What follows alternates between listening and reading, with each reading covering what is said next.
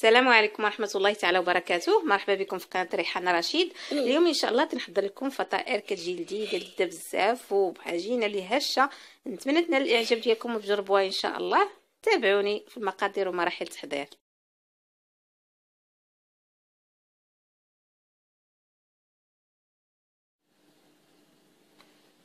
المكونات ديال الحشوه غادي نحتاجو الكفته. عندي 250 غرام ديال الكفته، عندي خيزوه محكوكه، شويه ديال القزبر ومعدنوس مقطعين رقاق، بصله مشلضه بصله بيضاء، شويه ديال الزيتون مقطع رقيق، نص كاس ديال الزيت، شويه ديال الابزار معلقه صغيره، شويه ديال الملح على حسب الذوق. عندي هنا فلفل حار اللي هو سودانيه اختياري، اللي ما كيبغيش الحار ما يديروش. عندي فرماج ديال الساندويتش اللي هو هذا، يمكن لكم ديروه فرماج ديال الفرماج الاحمر اللي هو فرماج شيدر او جبن شيدر. هذه هي المكونات. غادي ناخذ واحد المقله،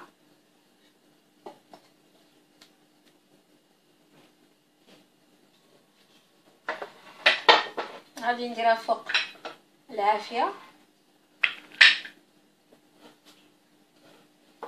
وغادي ندير الزيت،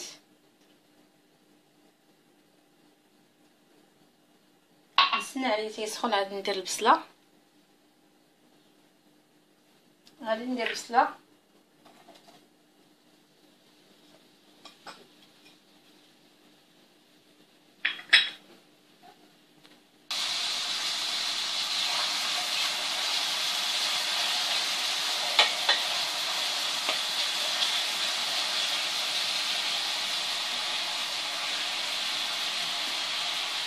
غادي ندير الكبسه،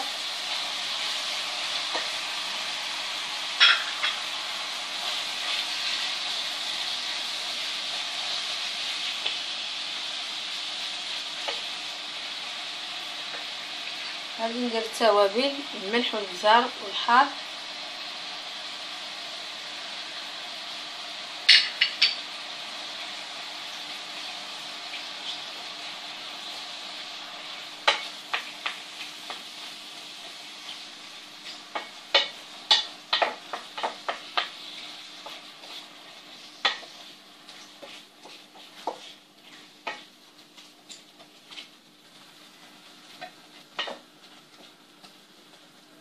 غادي ندير الخيزو، يمكن تضيفوا حتى القرعه الخضراء،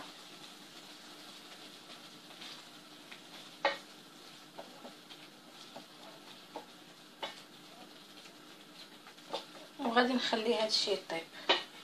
غادي نغطي عليه وغادي نخليه يطيب. الربيع والزيتون غادي نخليهم الاخرين، يعني القزبر ومعدنوس والزيتون غادي حتى يطيب لي هذا الشيء، عاد يمكن نضيف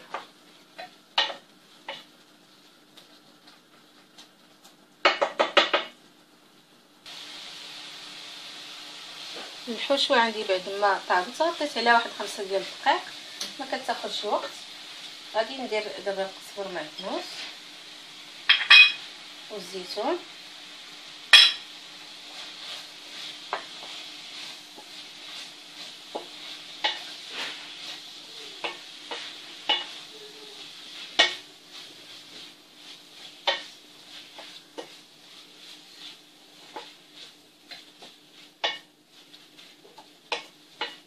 غادي نزيدها واحد 2 دقائق وغادي نحيدها.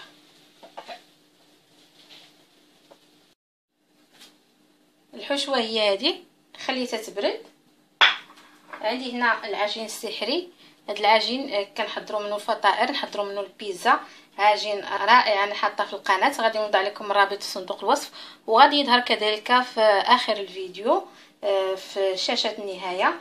غادي نحتاج هنايا العجين السحري، وعندي هنا الفرماج. هذا الفرماج كيف قلت لكم يمكن لكم ديروا شيدر، ويمكن لكم تستغناو عليه بالمره ما ديروش، يعني ما ديروش كاع الفرماج، ماشي ضروري. غادي ناخذ العجين نقسمو على جوج،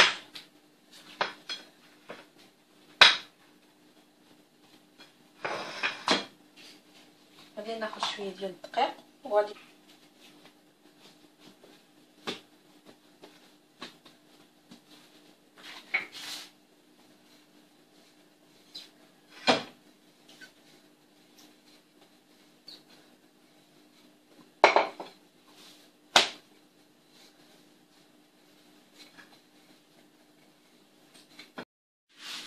بعد ما سرحته هو هذا، ما كنرقوش بزاف يعني غير شويه، هذا هو السمك ديالو.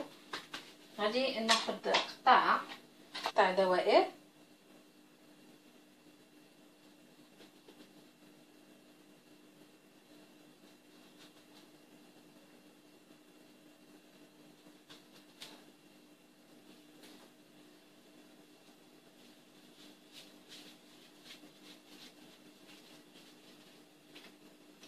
هادو هما الدوائر.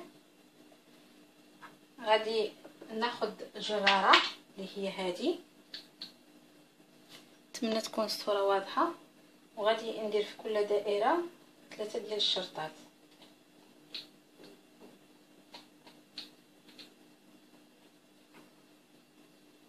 ما غاديش ندير فيهم كاملين،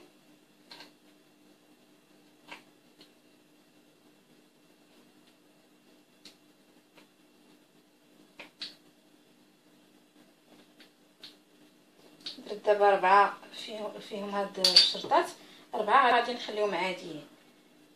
كناخذ الصفر ديال البيضه اللي هو هذا، وغادي ندوز غير على الحاشيه ديال العجين من هنا بالصفر ديال البيض باش ملي ندير العجينه تلصق ليا.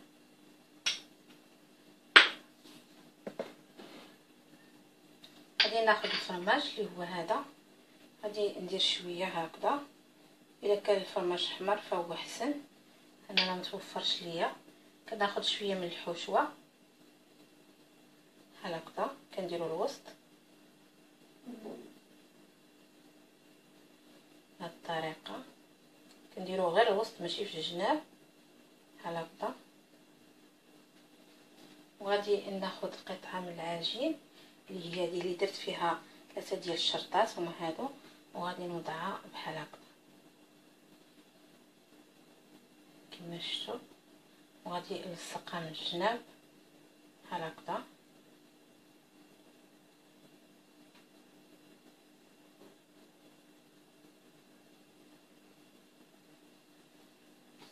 وغادي ناخذ فورشي وغادي ندير عليها، نضغط عليهم من الجناب بحال هكذا باش كيلصق بحال هكذا.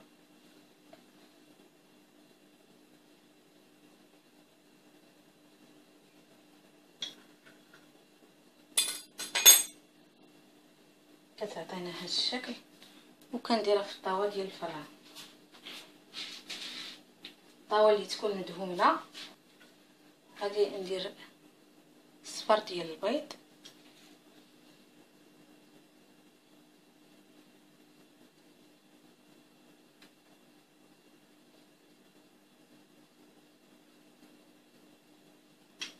غادي ندير شويه ديال الفرماج،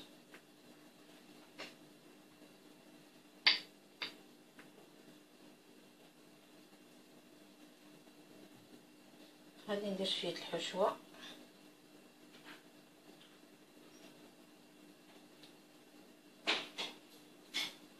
الحشوه كنديروها غير الوسط، كنحاول ما توصلش لينا الجناب.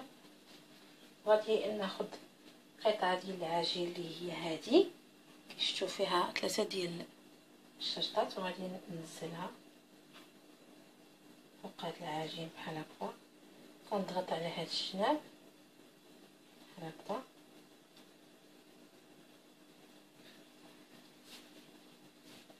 وغادي ناخذ الفرشيط وغادي نضغط على الجوانب بحال هكا.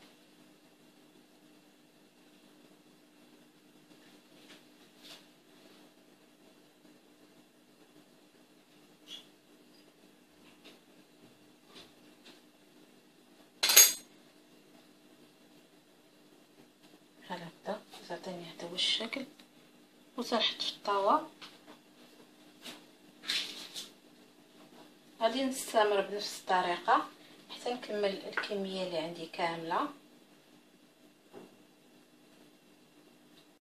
بعد ما كملت الفطائر عندي في التشكيل، خديت الصفر ديال البيض ودرت فيه شويه ديال الحليب وواحد القطيره ديال الخل، كنخلطو مزيان بحال هكذا. وغادي ندهن به الوجه ديال هاد الفطائر بحال هكذا.